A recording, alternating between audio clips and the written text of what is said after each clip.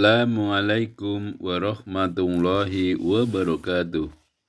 Monggo kita ngaos sesarengan wonten ing wekdal menika kita deres Quran surat Al-Insyirah ayat 1 dumugi 8. A'udzu billahi minasyaitonir rajim.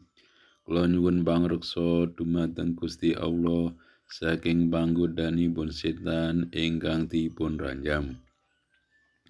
Bismillahirrahmanirrahim.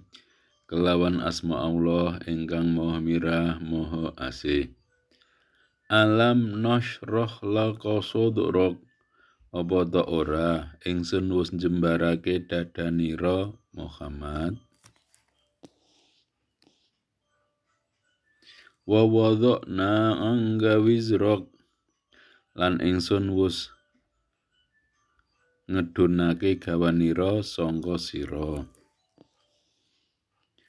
Alladzi anqadha dhahrak. Kang ngebot-boti gegernira. Wa rafa'na laka dzikrak.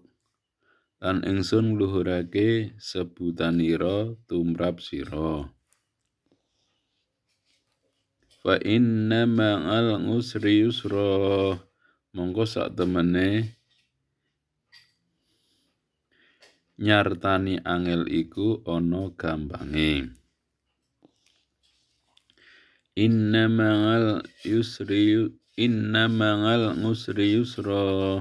Sak temene nyartani kangelan iku ana gampange. Fa idza faraghta fansub. Monggo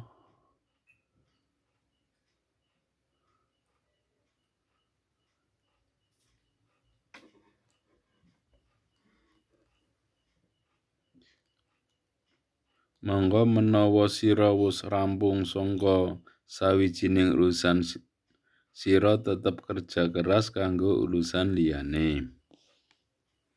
Wa ila rabbika farghab. Lan mung marang pangeranira sira ngaturake pangarep-arep. Shadaqallahul azim. Assalamualaikum warahmatullahi wabarakatuh.